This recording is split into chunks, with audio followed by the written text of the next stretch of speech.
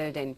But the one space which is going to look extremely interesting, aside of, what the upcoming budget as well as the upcoming earnings season may do, the big trigger is also going to be the state elections, and that may just have an impact on some of the companies like a DB Corp, for instance. So we thought we're going to chat with them today.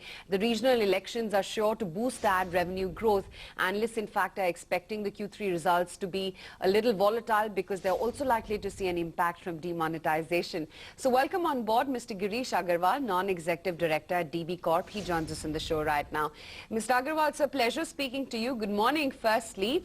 Tell us a little bit more about what the impact of demonetization would be on your ad revenues, because I'm sure you're bound to feel some pressure, and whether or not the upcoming state elections and the political ads are going to make up for that loss.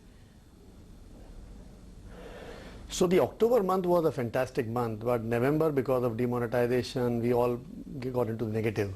But fortunately, December has come out of red, and we are hopeful that with the current announcement made by Mr. Modi, that the things should look better in the months to come. Regarding the elections in Punjab and a couple of more markets, we are expecting that because of that, there will be some extra spending by government or by the political party. So there will be maybe a couple of percentage growth coming because of that.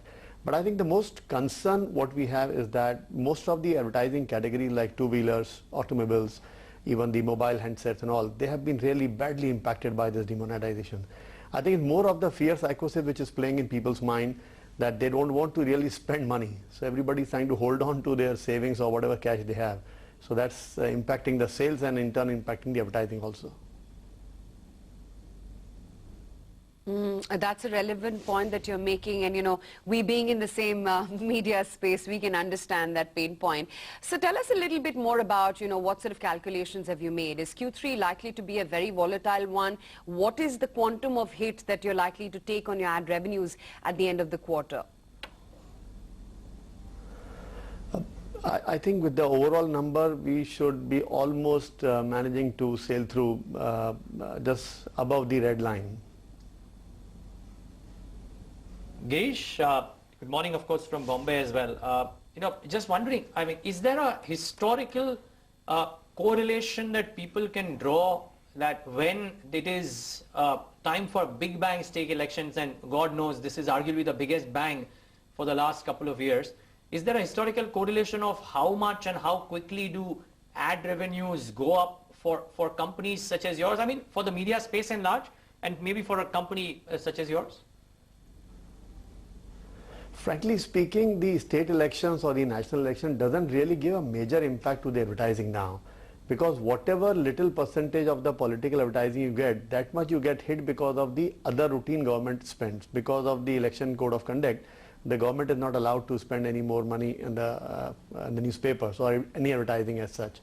So I think this myth has to be broken now. The elections are a do or die for any publication.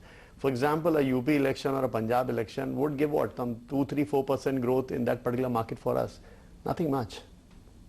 Wow, I'm glad we're discussing that. In which case, if a quarter like this, which is the JFM quarter, for example, you are seeing it will be business as usual. The fact that the UP elections are happening will probably add just a minute, small, single-digit uptick to the revenue.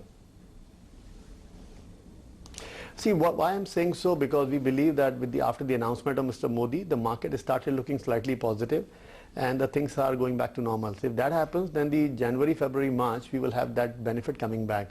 And on top of it, elections will also give a couple of percentage growth. So we are all hoping for that, but I don't know how much that's going to pan out. That's really when you have to see when you get into the quarter properly.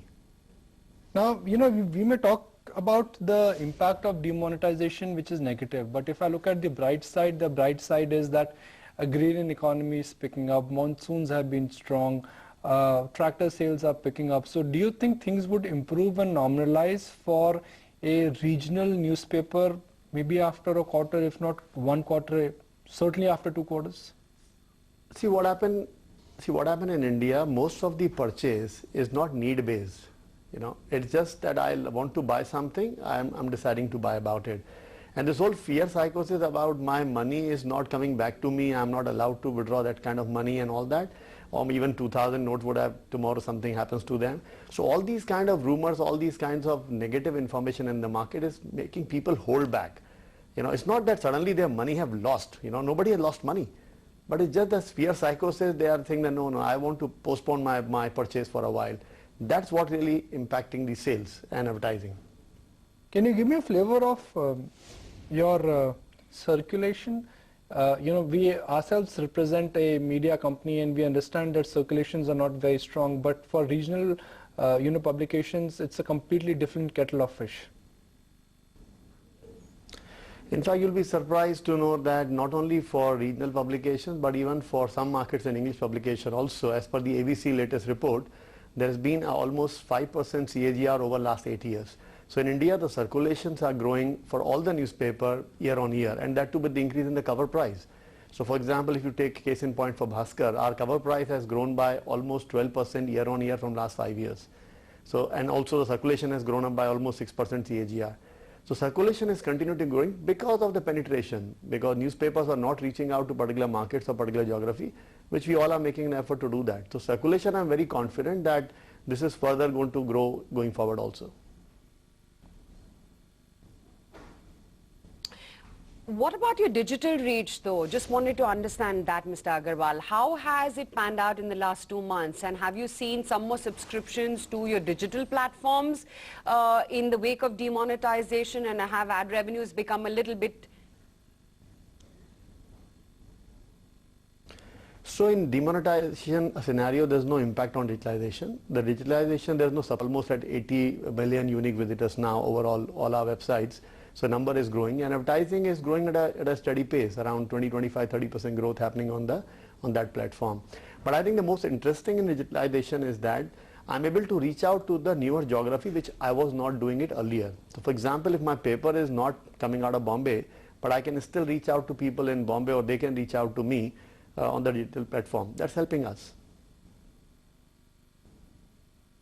All right. Girish, thanks for busting this myth. It's great to have this discussion with you today. But all the best for the OND quarter. We look forward to chatting with you post your results as well. Thanks for taking the time out. Thank you. Yeah, that's an important thing that has been